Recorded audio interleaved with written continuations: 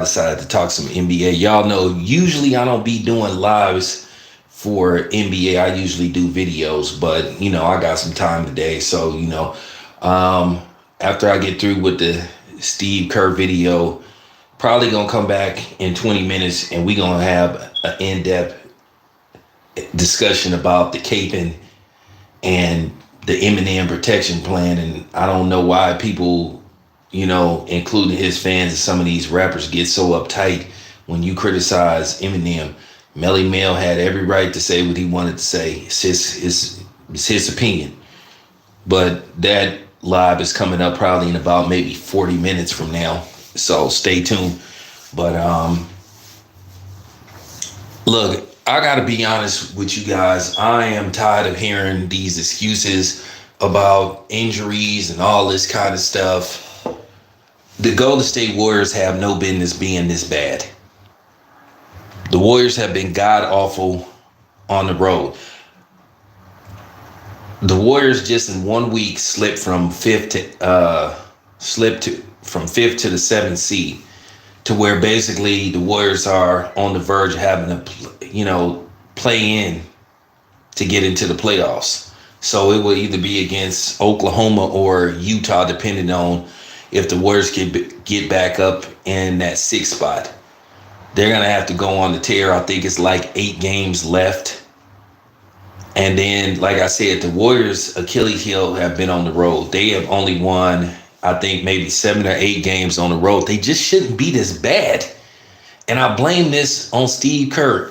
Everything from them basically wasting the draft pick on James Wiseman, a guy that they didn't want, or should I say Steve Kerr didn't want. Steve Kerr just didn't like James Wiseman.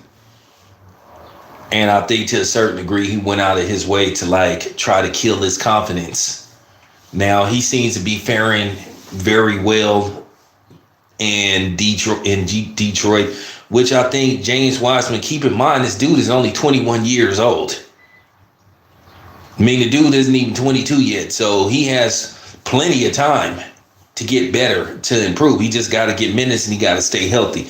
And at the end of the day, the Warriors shouldn't even have drafted him, because we all know that the Warriors' offense isn't built around a big man. Steve Kerr never played in that system. He played pretty much under Phil Jackson. And they don't believe in building the offense around the center. We all know that they played the triangle offense. The Warriors don't exactly play the triangle offense, but they are a running gun team. They are a running gun team that try to get up the court and basically set up the jump shot. Set up the quick release jump shot. Even though they can drive, but the Warriors have just been terrible. They can't rebound. I seen most of the games that the Warriors lost, it was because of second chance points. Either not being able to rebound and put the basket back, put the basket back in, or just not being able to rebound on defense. Now, are they a smaller team? Yeah, you could say that to a certain degree, but still, they just shouldn't be that bad. They just look confused. Now, could it be that the team then turned Steve Kerr off, like they tuned him out? That could be it. I never thought much of Steve Kerr to begin with, and I'm just gonna be honest. Any of you guys that's been following my channel, even since he got there, I never just was that big on Steve Kerr. I just wasn't. I just think he was a dude that fell into a good situation. He just made a couple of tweaks and he got there. I truly believe that Warriors team would have won a championship under Mark Jackson. It was coming, but Mark Jackson, I think to a certain degree, his strong religious beliefs turned a lot of people off to him. Now, why he hasn't been able to get another coaching job is amazing. I do not understand why he hasn't been given a second chance to coach again. I know it's politics and politics behind the scenes, but for him to never be able to get another coaching job, that's just absurd. I think that's absurd, and I think it's a travesty. But looking at this Warriors team, it's just pathetic. And Steve Kerr should be fired.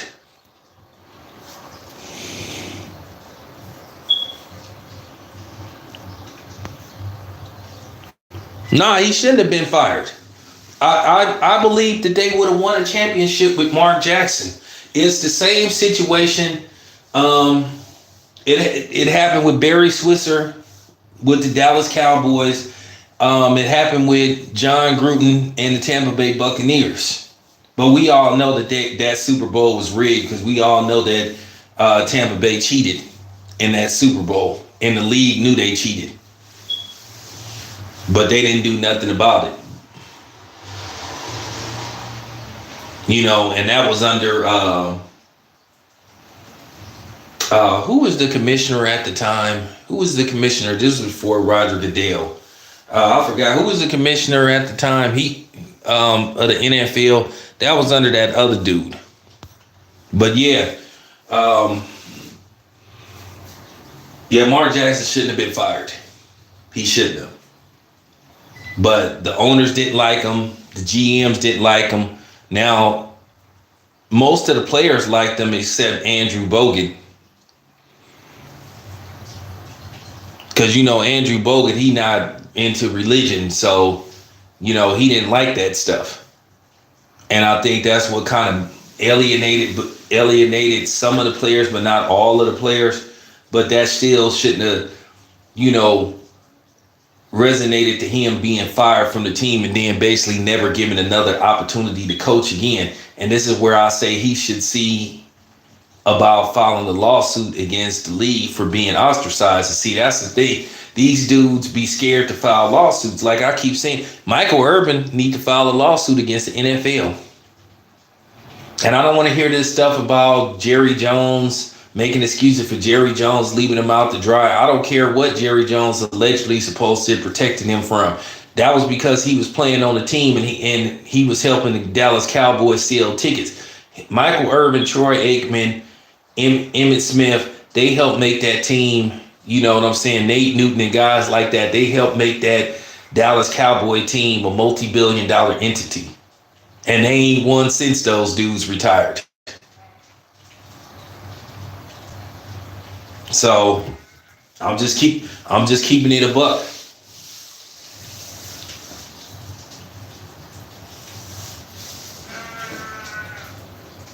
Yeah, thank you, Paul Tagliabue. Yeah, that was Paul Tagliabue used to let a lot of stuff slide. But yeah, they knew Tampa Bay cheated. They knew Tampa Bay cheated. Just like they knew that the Patriots cheated. So, But yeah, Michael Irvin needs to sue both of them. And Stephen A. Smith, he a typical coward, left him out to dry. Now all of a sudden he want to discuss it. If he was really your friend, you should have been ride or die for him. You should have been tweeting saying, I don't believe none of these accusations, but you was worried about getting backlash on trying to support from these fake women groups trying to support a fake movement. You can't sit up here and try to play that internet tough guy talk only with black people. You got to do that with everybody. You can't be timid. So I'm just keeping it a buck. But yeah, Mark Jackson, he should sue the NBA because they need to explain to him why can't he get another coaching job. And that's just real talk.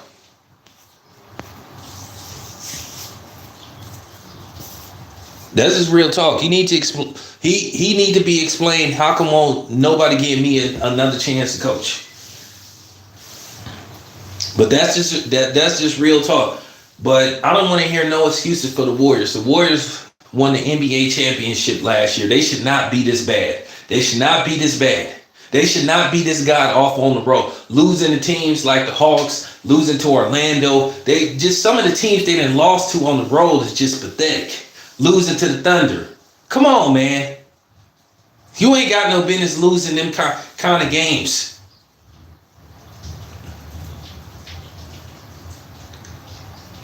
That's just real talk. The Warriors should at least be, at worst case scenario, the Warriors should at least be be a 48 to 50 game team with at least 50 wins. At least. And they're 30. I want y'all to understand something. 36 and 36.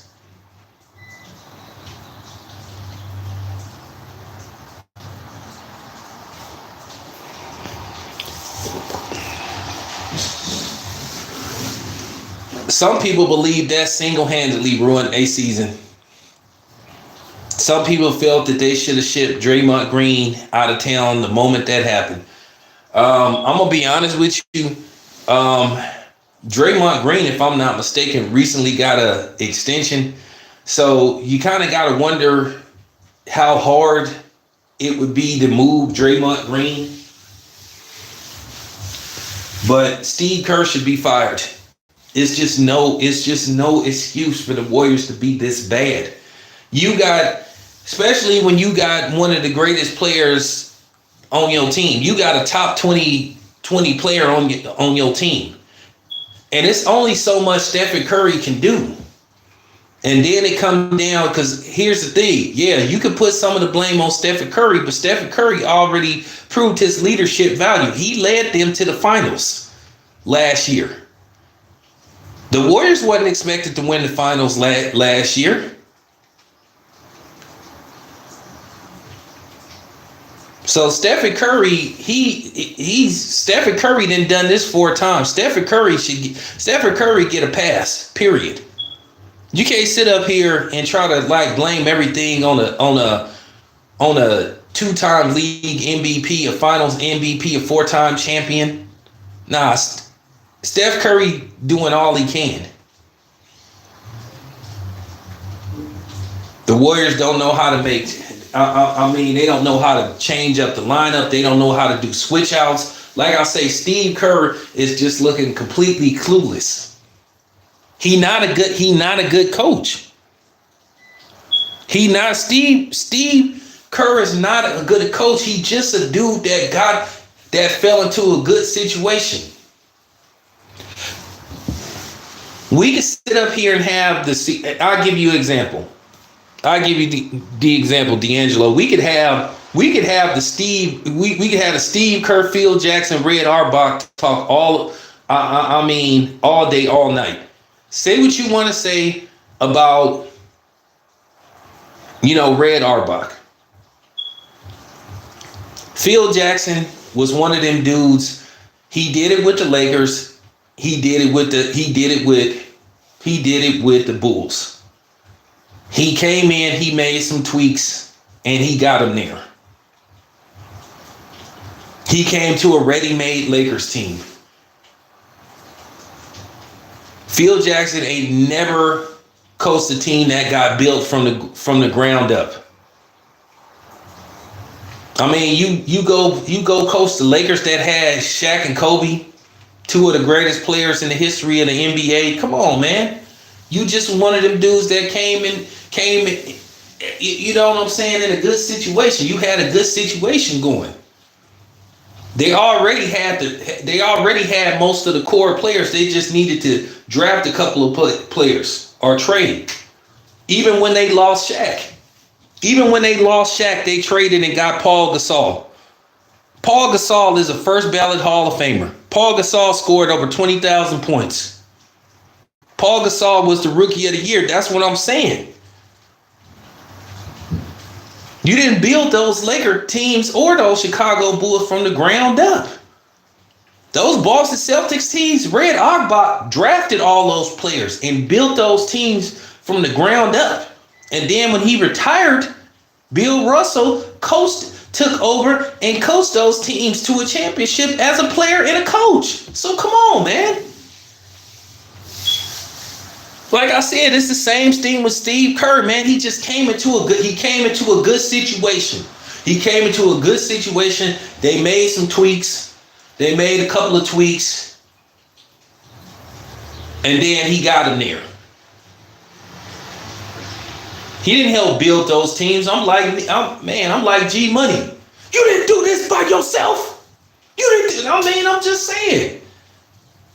So now when the Warriors go through some adversity, a little bit of adversity, you can't get it done. Even when the Lakers would lose a couple of players, they would make some tweaks. They might would draft some people. They might would make some trades, and they still would maintain their dominance as long as you got the core players in Michael Jordan and Scottie Pippen.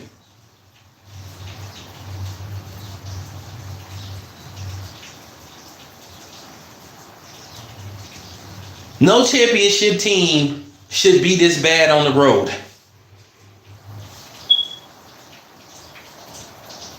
You had no business losing. Listen, you had no business losing to the Hawks on the road. You had no business losing to. I mean, I understand Memphis. I understand it's the Grizzlies, but at the same time, they didn't have no Ja Morant. Ja Morant is their best player, and Dylan Brooks just dude is a cornball. Dude want to be Dennis Rodman so bad. He want to be Bill Laimbeer so bad. He want to be Dennis Rodman, Bill Laimbeer with a mixture of Charles Oakley.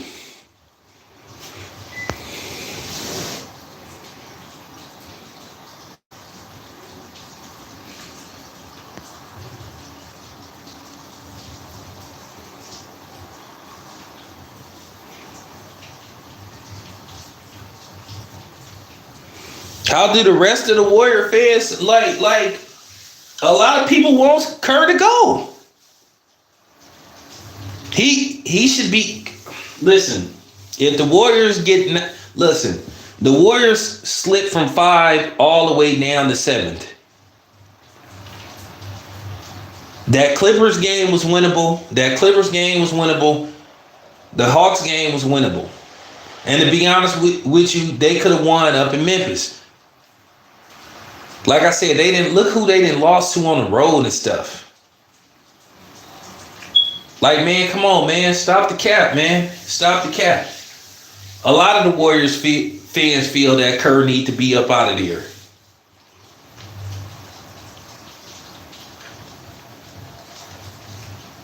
I'm just tired of people making excuses for this dude, man. He's not a good coach. He's not a good coach. He's proven it.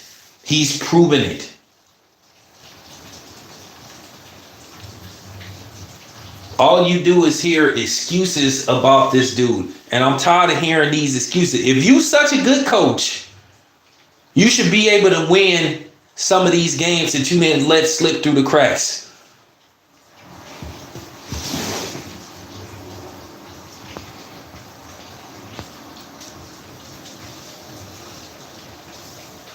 Exactly.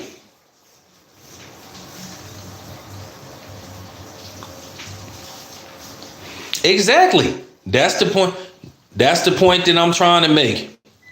You didn't lost to the Hawks. You didn't lost to the Pistons. You didn't lost to the Hornets. You didn't lost to the Magic. You didn't lost to the Thunder.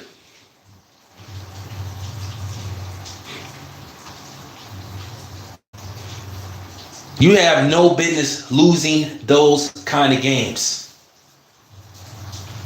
At the very least, the Warriors should have at least, I mean, come on, man. They should have at least, worst case scenario, they should have at least 47 wins. But they 36-36 with like 8 games to go. So now they got to go. Now they got to go on the tear.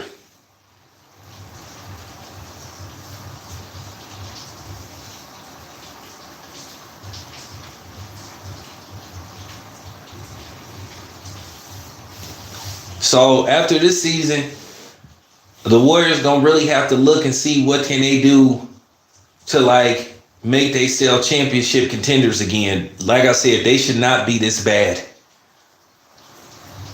They should not be this bad. 36-36 coming off a championship. I know Curry missed some games, but they still should have been able to hold it down against some of the teams that they lost to. And you know why? Because they lost to Memphis. They got blew out by Memphis with no Ja Morant. So let's stop the cap.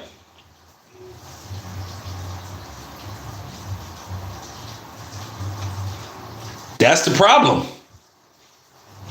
Are they capable of going on a tear? Out of their next 8 games, they need to at least win 6 of them and hope that something happens along the way. Because if they have, do you trust the Warriors in a play-in tournament? Especially if they have to go on the road. There you have it. But anyway, appreciate y'all tapping in. I'll be back in like 40 minutes.